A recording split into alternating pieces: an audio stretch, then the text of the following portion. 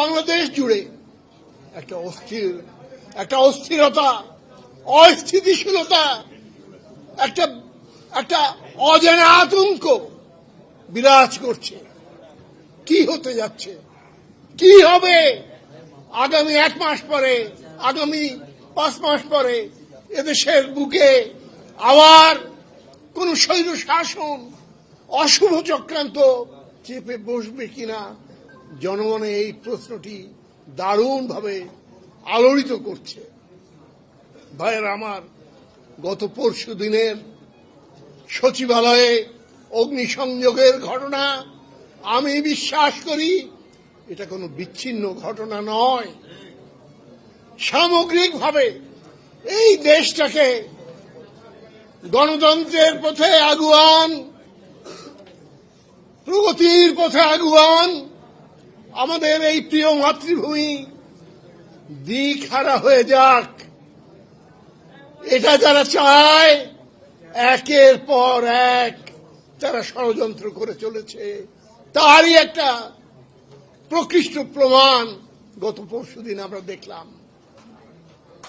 ভাইরা আমার এবং আমি দৃঢ়তার সাথে বলতে চাই, এই ঘটনার শেষ এইখানে নয়।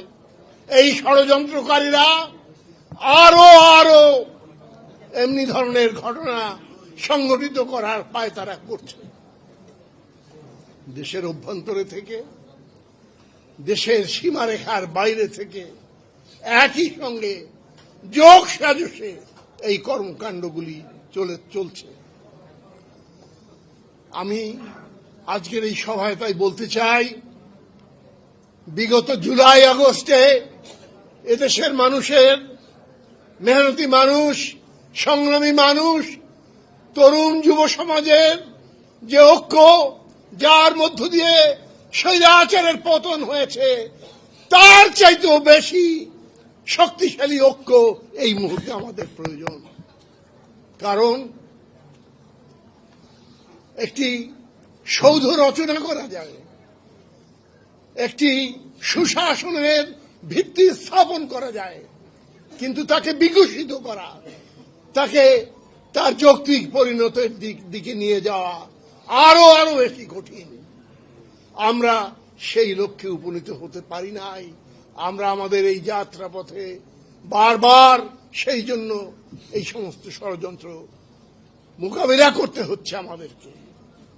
ভাইয়েরা আমার, আমাদের তরুণ যুব সম্প্রদায় তারা জুলাই আগস্টে যে আত্মত্যাগ করেছে, এদেশের সমস্ত রাজনৈতিক দল, নেতা এবং কর্মীরা যে আত্মত্যাগ করেছে, তা কোনো ক্রমেই আমরা বিফলে যেতে দিতে পারি না। এর জন্যই আজকে প্রয়োজন আমাদের ভিতরে কিছু প্রশ্নে কিছু দ্বিধা বিতর্ক থাকতে পারে, অবিলম্বে সেগুলি সমাধান করে জুলাই আগস্টের চাইতেও বড় ঐক্য আজকে আমাদেরকে গড়ে তুলতে হবে। মনে রাখতে হবে, আমাদের বৈদেশিক ওই মদদ নাই, কুচক্র আমাদের পিছনে কাজ করছে না, অস্ত্র নাই, আমাদের একমাত্র সম্বল জনতার ঐক্য। এই ঐক্য দিয়েই আমরা এই ষড়যন্ত্রকে পরাভূত করব। নির্বাচনের প্রশ্নে আমাদের ভিতরে নানান রকমের কথা শোনা যায়,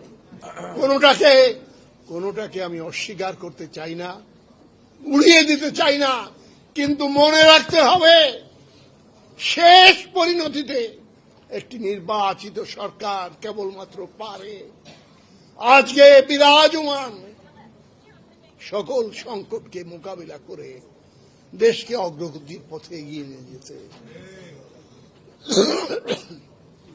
আমি তাই বলতে চাই, নির্বাচন যারা বিলম্বিত করতে চান তাদেরকে বুঝতে হবে জনগণের নির্বাচিত প্রতিনিধিত্বশীল সরকার কেবলমাত্র পারে সমস্ত বৈদেশিক ষড়যন্ত্র, আভ্যন্তরীণ ষড়যন্ত্রকে মোকাবিলা করতে। এই প্রশ্নে আমাদের ভিতরে কোনো ভুল বোঝাবুঝি অবকাশ নেই। ভাইরা আমার, যারা বিভিন্ন সময়ে সজ্ঞানে অথবা অজ্ঞানে বেফাস কথা বলে ফেলেন, তাদের কাছে আমি অনুরোধ করব সংযত ভাষায় কথা বলেন। আমরা সকলে এক এবং ঐক্যবদ্ধ হয়ে ফ্যাসিস্ট সরকারকে পরাজিত করেছি, কিন্তু যৌক্তিক লক্ষ্য এবং বিজয় অর্জন করতে এখনো আমাদের সেই ঐক্যকে ধরে রাখতে হবে। আজকে 53 বছরেও দেশে সংস্কার হয় নাই, কিংবা এমনি ধরনের বক্তব্য বিভ্রান্তির সৃষ্টি করবে, এতে লাভ নাই। বরং আমাদেরকে ঐক্যবদ্ধভাবে এই নির্বাচনের জন্য, নির্বাচনের সুষ্ঠু পরিবেশ সৃষ্টি করার জন্য এগিয়ে আসতে হবে। আমাদের সকলকে আজ সব কয়টি রাজনৈতিক দল আমরা যেখানে এই স্বৈরাচারের বিরুদ্ধে লড়াই করেছি, তাদেরকে ঐক্যবদ্ধভাবে এই সংগ্রামে আর একবার প্রমাণ করে দিতে হবে বাংলার মাটিকে এত সহজে দখল করে নেওয়া কারো পক্ষে সম্ভব নয়।